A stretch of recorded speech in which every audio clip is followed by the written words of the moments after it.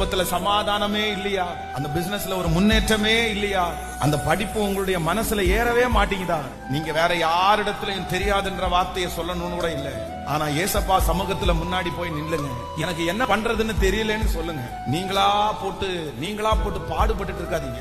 நீங்களா போட்டு டென்ஷன் ஆயிட்டு இருக்காதீங்க. நான் நம்புறேன், நான் உனக்கு போதித்து நீ நடக்க வேண்டிய வழியை உனக்கு காட்டுவேன்.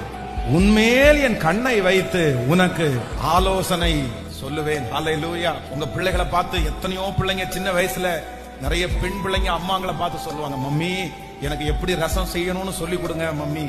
கல்யாணம் ஆகி மாப்பிள்ளை வீட்டுல போய் உட்கார்ந்துட்டு அங்க அவர் முட்டை கேட்கிறாரு, இந்த மாதிரி கரண்டி ஆம்லேட் கேட்கிறாரு, எப்படின்னு தெரியலன்னு உடனே அவங்க வீட்டுல இருக்கிற அம்மா வந்து என்னமோ பண்ணி தொலை அப்படின்னு சொல்லுவாங்களா? சொல்லுங்க, அப்படி சொல்லுவீங்களா யாராவது? எந்த தாயாவது சொல்லுவோமா? தெரியாது அப்படின்னு தன்னுடைய பிள்ளை சொன்னா, எழுதிக்க மகளே, எழுதிக்க, கடுகு வெங்காயம் இது அப்படின்னு லைனா போட்டுட்டியா, நீ ஒன்னும் பிரச்சனை இல்ல, போன்லயே கூட இரு, நான் உனக்கு சொல்லி தரேன் மம்மி, நான் உனக்கு சொல்லி தரேன் அப்படின்னு தெரியாதுன்ற வார்த்தைய நம்முடைய பிள்ளைகள் சொல்லும் போது நம்ம அவங்களுக்கு கற்றுக் கொடுக்கிற வரைக்கும் அங்க அந்த அப்பாவுக்கு தெரிஞ்சிருச்சுன்னா தன்னுடைய பிள்ளை அதுல தேர்ற வரைக்கும் அந்த பிள்ளைக்கு அவங்க அம்மா அப்பா சொல்லி கொடுக்காம இருப்பாங்களா?